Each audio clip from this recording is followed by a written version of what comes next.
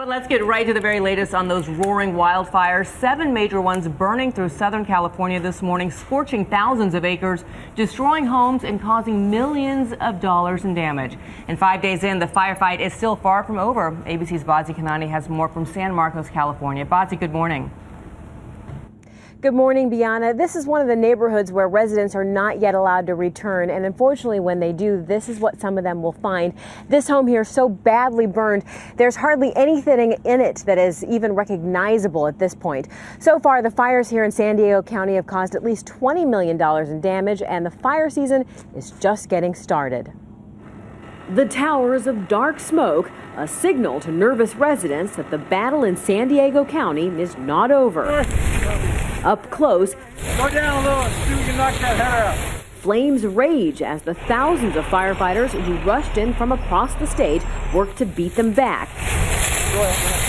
Taking on 9 fires this week in just this one county.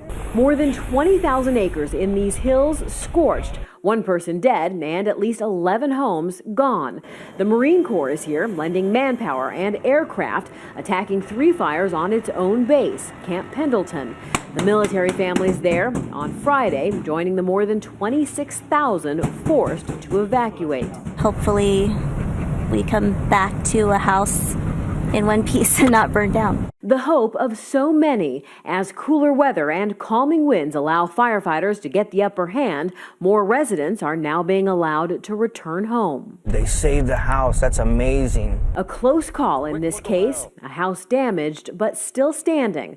Not everyone is so lucky. It's just devastation. It's irreplaceable. Jack Whittling was not able to halt the blaze heading toward his home in Escondido. It was too late. It just jumped straight in and couldn't do nothing. In this neighborhood, a stark contrast. Here, a homeowner who had good clearance around the home, sprinklers and succulents or a type of moist vegetation on the ground. And then over here, right next door, a homeowner who didn't. The entire home destroyed. Fire officials are now pleading with all Californians to think fire prevention after this early start to a threatening season. Investigators are looking to arson as the possible cause of some of the fires here, making 3 separate arrests so far this week. They do know the cause of one of the fires. The Bernardo fire was caused by sparks from construction equipment. Dan?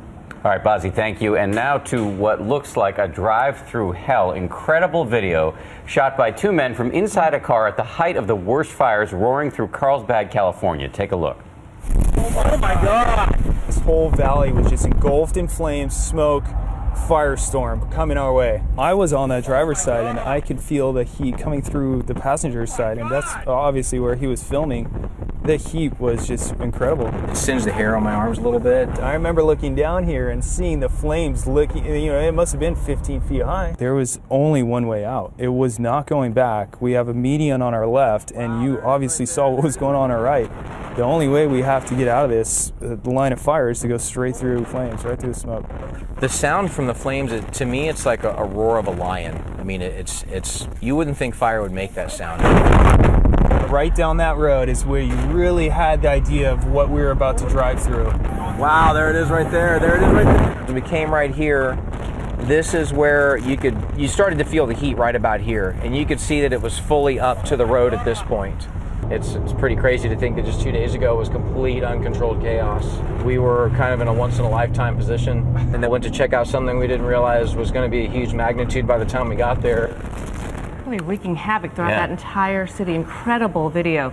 And this is why they tell people to stay away from the fires. Absolutely. Exactly. And some good news, calmer winds and cooler temperatures are helping firefighters.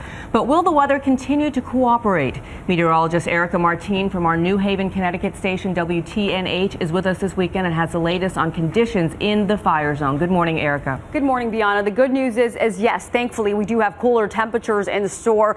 We do have that onshore flow, so we're seeing conditions much cooler than we had been seeing the past couple of days.